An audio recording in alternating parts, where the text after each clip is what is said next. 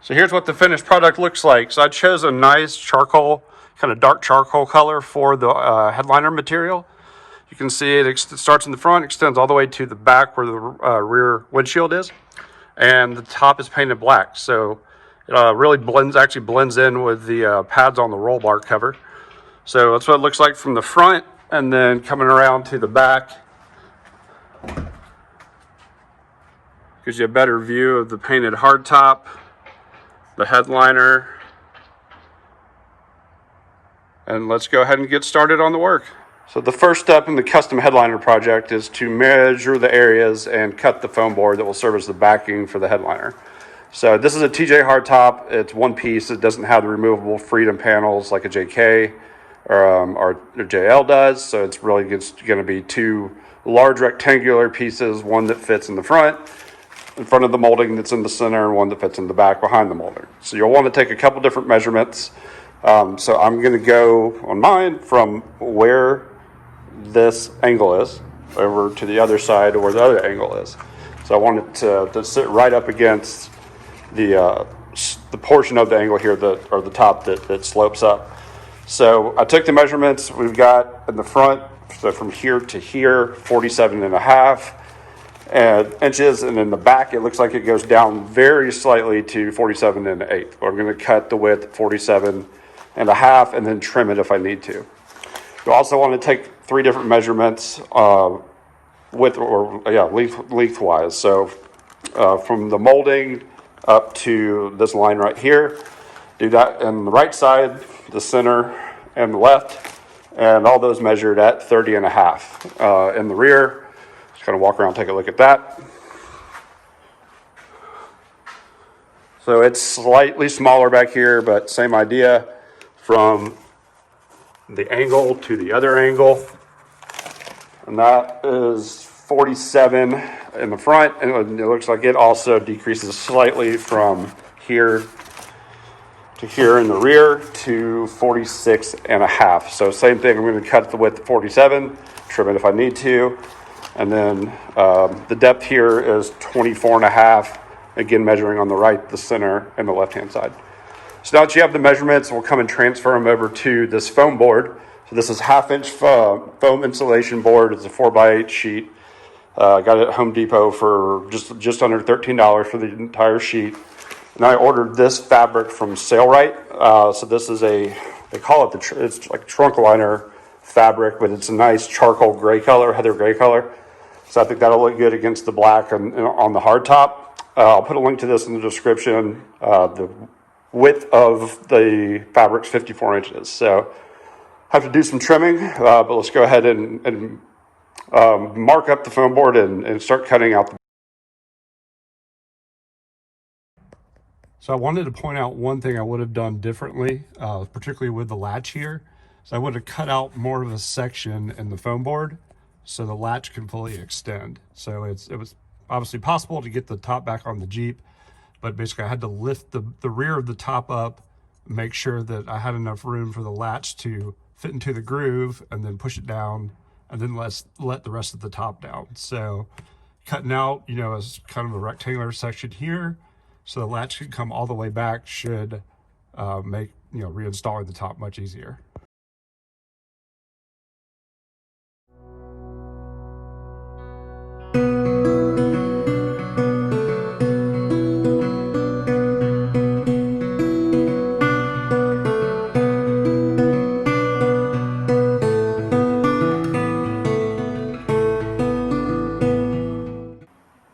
All right, I've got the measurements marked for the front piece. So as you can see in the video, when I first went and put the straight edge on to make the first line, the board was dipping a little bit. So this is very light. It's just foam and a thin layer of aluminum on top of it. So what I did was put 2 1x3s underneath to give it some support. So that way when they put the straight edge on, it sits flush against the surface here, and it gives you a much more cleaner line. So a couple of things I've learned over the years primarily from woodworking actually. So I've made the marks with a ballpoint pen. This is just a Pilot G2 ballpoint pen. The reason I do that is because the tip is very small here, and that gives you a more precise mark. as opposed to making the mark with a marker, like a Sharpie type material like this. I mean, the tip of that, when you make the mark, could even be, 16th or 8th inch wide. So just want to make sure that I get the cleanest cut possible on the edges. So I also use this is just blue paint masking tape, and I ran it against right on the line. You can see the marks from the line there. So use scissors to cut this straight so you get a good seam between the various pieces, and then I'll come along and cut along this line. So this is the line right here, and this line's right here, and that should give us a nice straight edge. Also check your measurements 3 times for each side. So we've got 47.5 inches wide, 30.5 inches deep. So what I was doing was checking 47.5 here, 47.5 here, 47.5 here, and the same thing for the width, 30.5 on the edge close to me, the center, and the further edge. So let's go ahead and cut it out. We're going to use an X-Acto knife, brand new blade, nice and sharp, and again, that gives you a much more precision cut.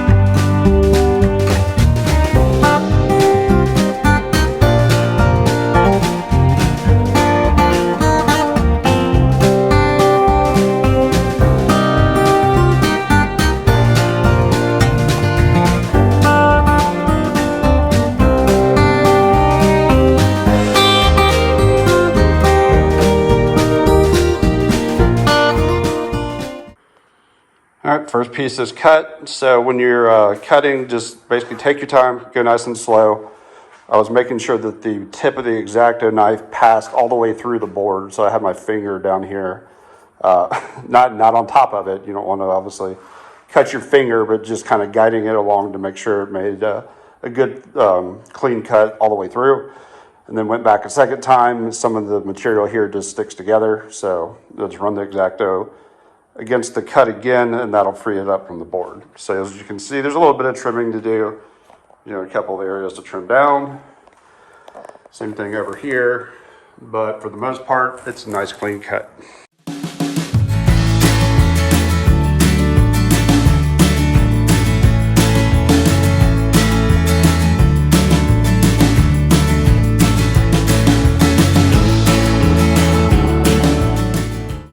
All right, so now we need to test fit the first piece.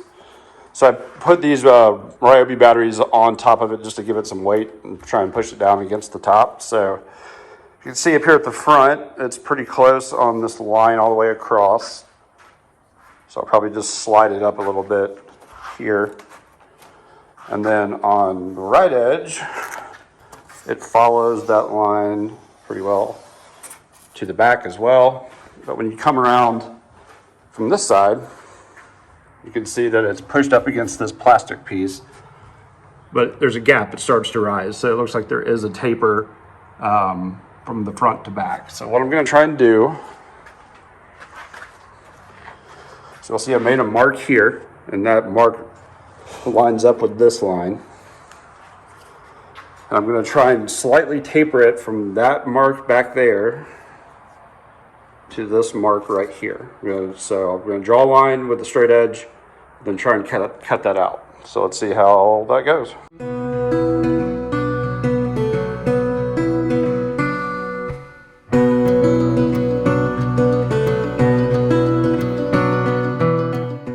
All right, so I've drawn the line for the taper. You can see I put the clamp on the back just to keep the piece from moving around. Line the straight edge up with that mark, put a clamp on it, and then line this side up, or this end flush with the board. And then from there, start the line in the back and draw it till the pin tip runs off of the board.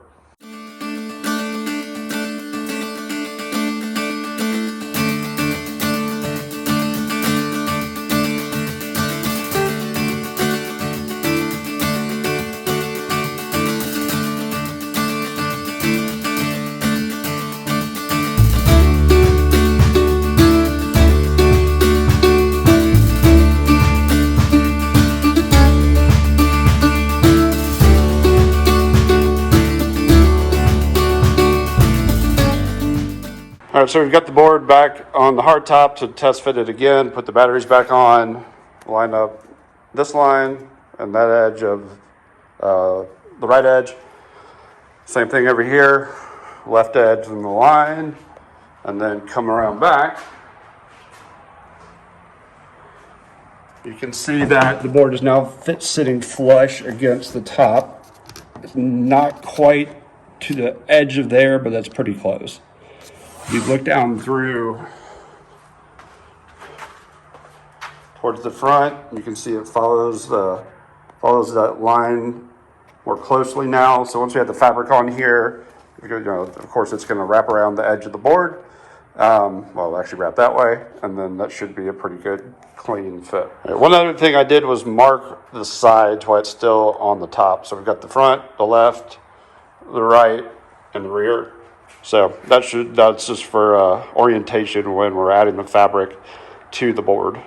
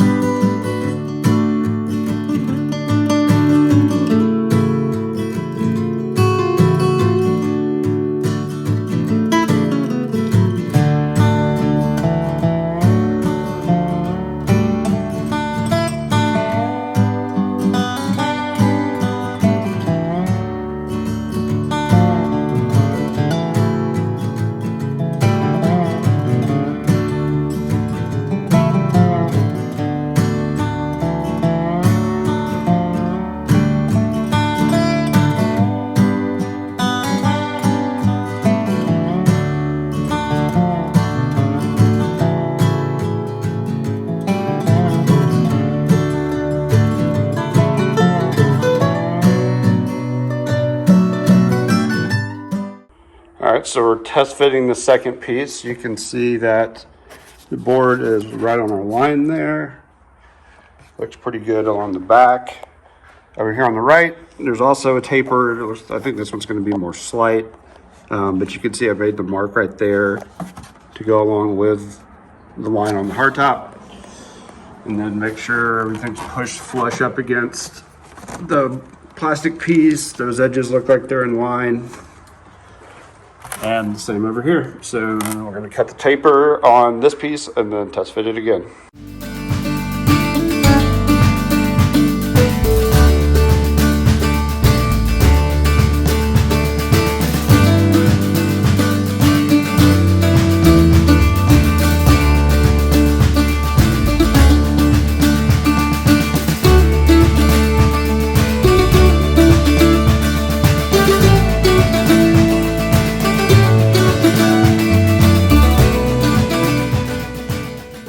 All right, so test fitting the second piece. Let's take a look at the taper.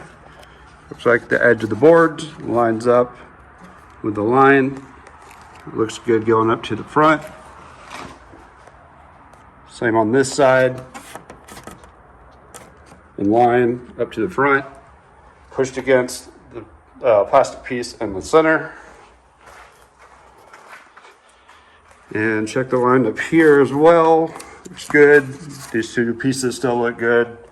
So I think we've got the boards cut, and let's start putting the fabric on them.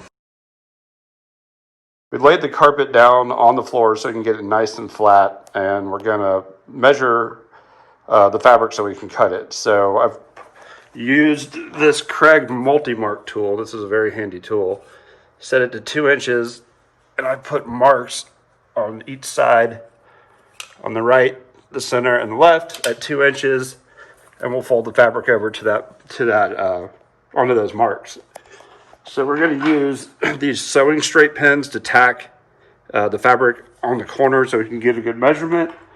And then these are special fabric shears or fabric scissors made specially for cutting fabric, and they are extra sharp.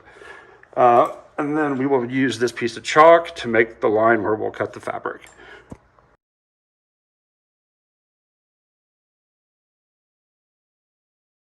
When you get to the corner, you'll stabilize the piece of fabric with your hand and bring up the other side at the corner and kind of make a little cone shape. And then you'll basically flatten out that cone as you bring this other side up and pull it tight. Stick a few pins in. Really keep and pin kind of under to keep that corner nice and secure. So you'll be cutting all of this excess off up top, but that way the corner is nice and covered. So I'm just gonna cut along where the fabric meets the board. Leave a little bit of space from the edge. I'll do that on each side.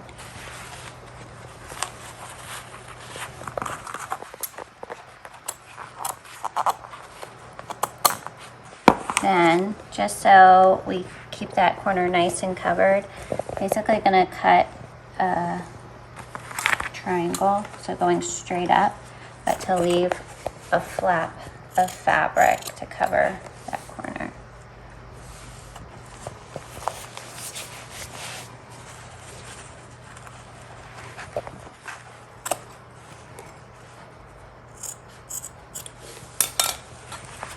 And that corner stays nice and covered there, and this all stays nice and tight here.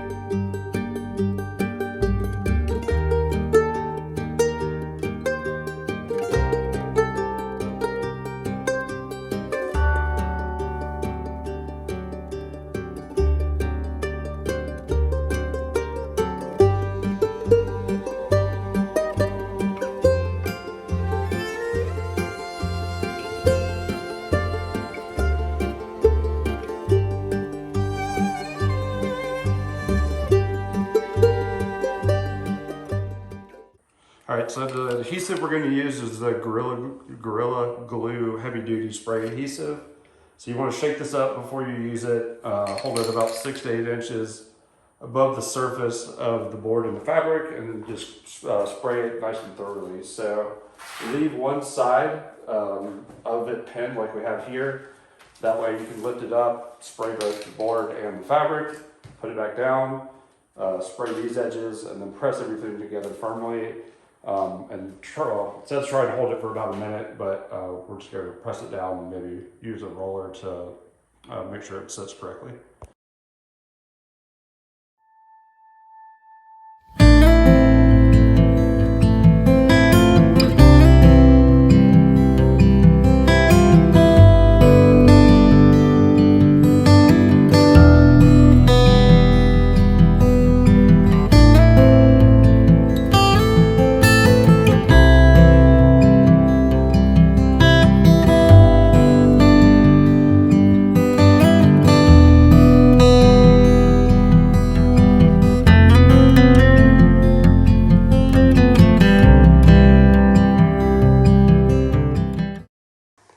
Here's the finished product.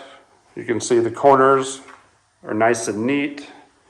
The fabric's tight all the way around. So we're going to go ahead and do the second panel. Set this aside to dry probably 20 minutes or so, 30 minutes. Then we'll get it ready to attach it to the hardtop.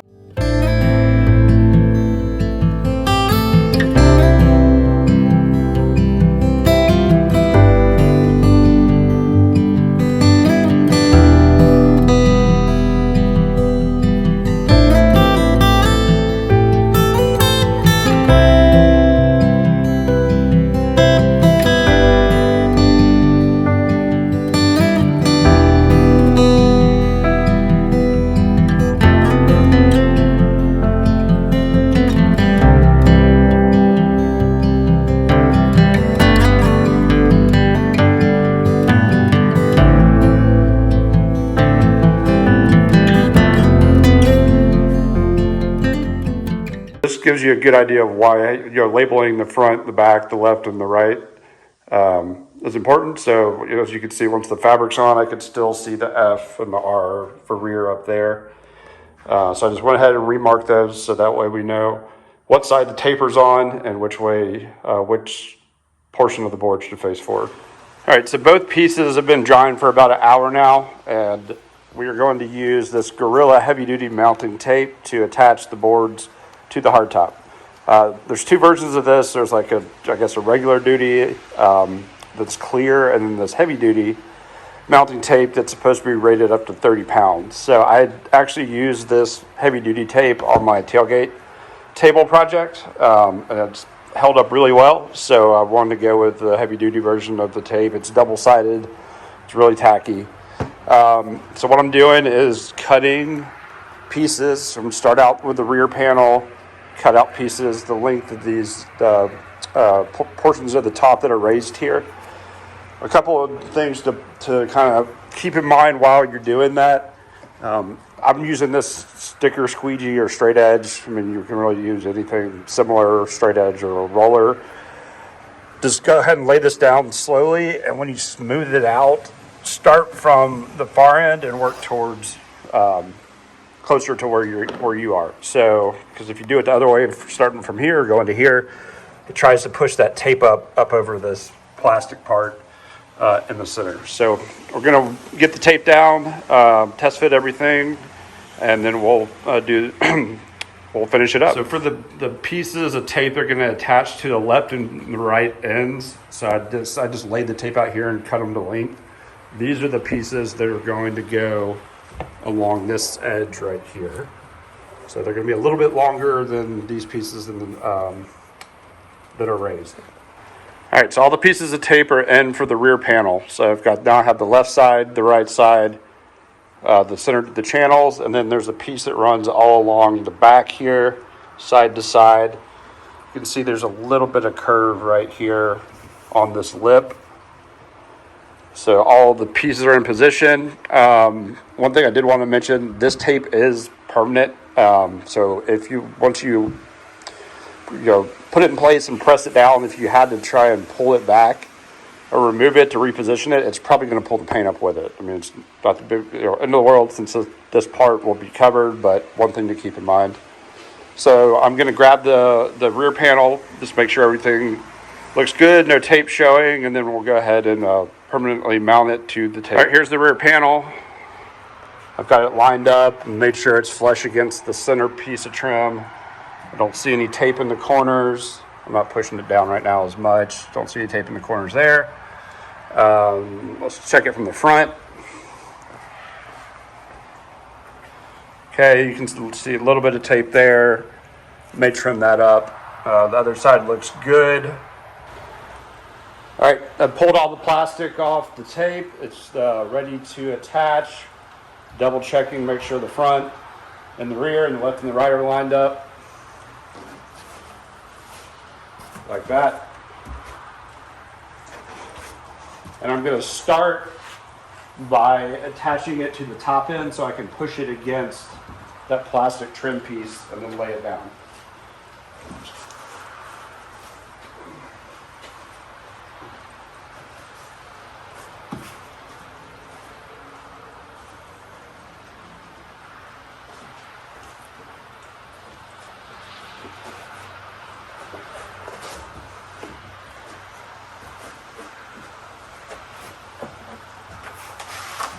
And I'm just going to press firmly.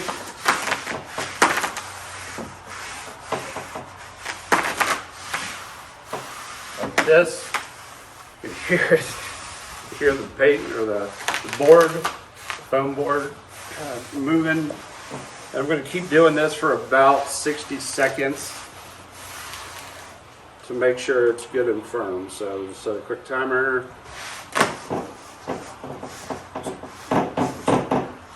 Work on each area.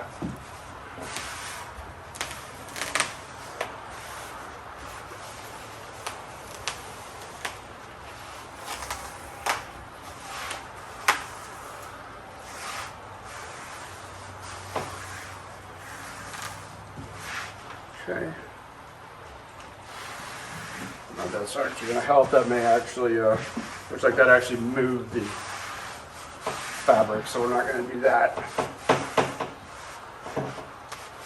We don't want the fabric to come unstuck or unglued from the board.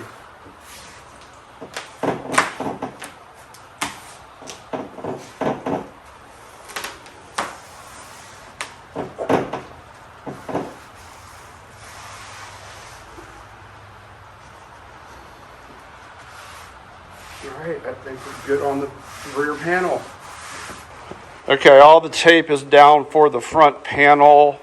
Pretty much the same process. The only difference was up here on the front. So the tape was wider.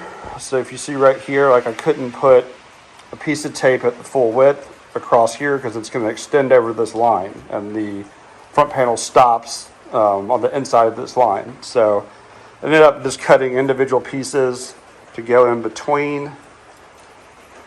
And then I just put some of the scraps that were left from cutting those pieces here and all the way to the side. All right, all the backings removed off the tape, and it's time to put in the front panel.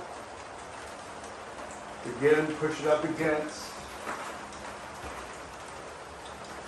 the trim piece in the back. Make sure these corners line up.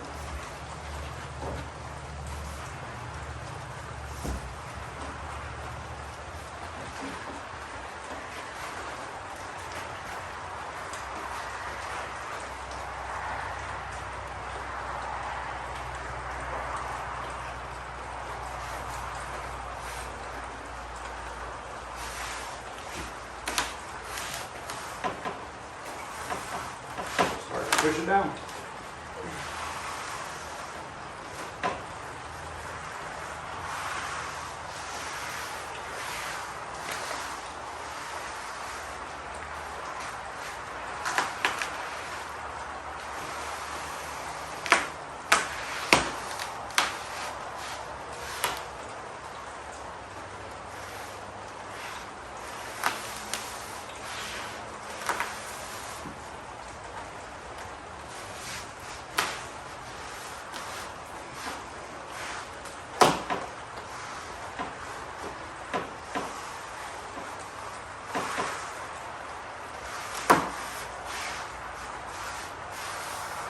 So I'm pretty much just pushing until I don't hear any more pops or cracks of the foam board. Should be the underside of the foam board making contact with the tape.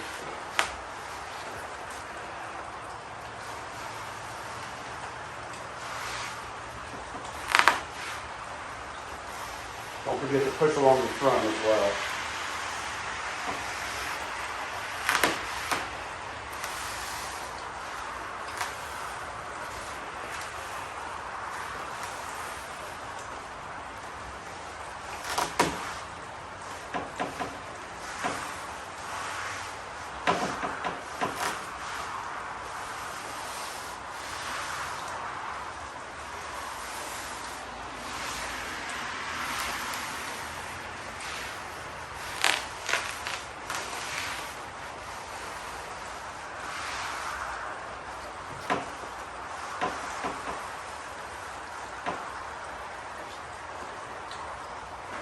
And that's it for the headliner. Now you have your own custom upholstered hardtop headliner. So just need to finish putting the hardware back on the top, put the rear glass in, remove all the masking tape and masking papers, and we'll see how it looks in the Jeep.